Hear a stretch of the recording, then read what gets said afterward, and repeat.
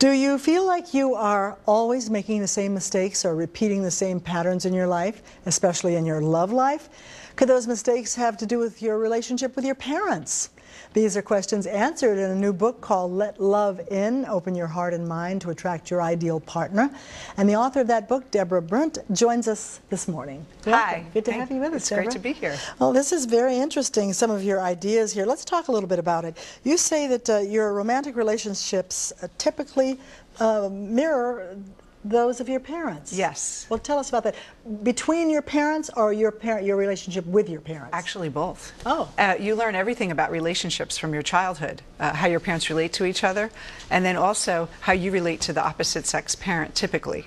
And what I found in my work and in myself, that if the father was emotionally unavailable or not around, the woman tends to, in adult life, attract men that are not around or don't want to commit or emotionally unavailable. You mean you would think it would be just the opposite, that if their dad wasn't around, they'd want to find somebody who was there? Absolutely. And what the problem is that they do it on a conscious level. They want someone different, but subconsciously, that subconscious mind is so powerful that it leads them right back to that same relationship over and over again. And they keep saying, why do I keep falling for this guy? He seems so good to begin with, and then he doesn't want a commitment. And it's because underneath, on the subconscious level, she was attracted to him. There could be 100 men in the room, and the one guy that doesn't want to commit, would be the one she was attracted to. And does this work the same way with men as they're looking for women? Absolutely.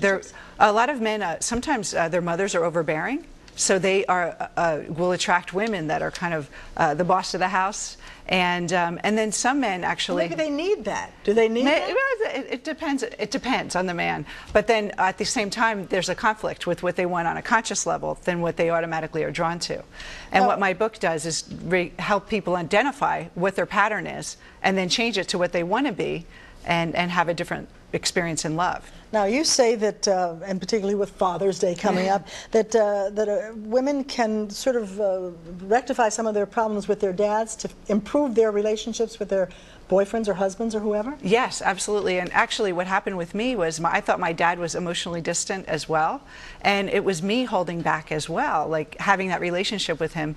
So I actually moved out of my comfort zone and talked to him, was open and had an open conversation, and then 2 months later I met my true love. But because I broke that pattern of thinking he's different, and it's really not who our father is, but who we think he is. And by being closer to him on Father's Day, you can really get to know him maybe in a different way, and then the relationship with men that you have in your life will change. So your subconscious then tells you that you want somebody exactly like your parent. It draws you to what's familiar.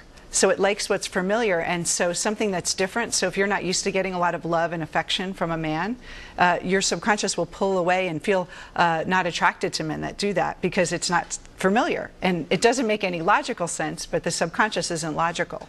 And so that's why it's really hard. A lot of people can't figure out why they keep making the same mistakes, and they even read self-help books, but my self-help book is different because I tell them how to change it on a deep level, and so then their whole relationship changes and they attract someone amazing. Well, a lot of parents are going to be surprised if their kids come up to them and say, I want to fix my relationship with you, because maybe they didn't even realize that they were doing anything to affect their children's future relationships with spouses. Yes, and a lot of people don't really talk to their parents about really important things, and they tend to have the same conversation over and over again. So push the envelope a little this Father's Day and just ask your dad something else besides the weather or his golf game or fishing. Ask him about his first date with his mom, or your mom, and really get to see a different side of him.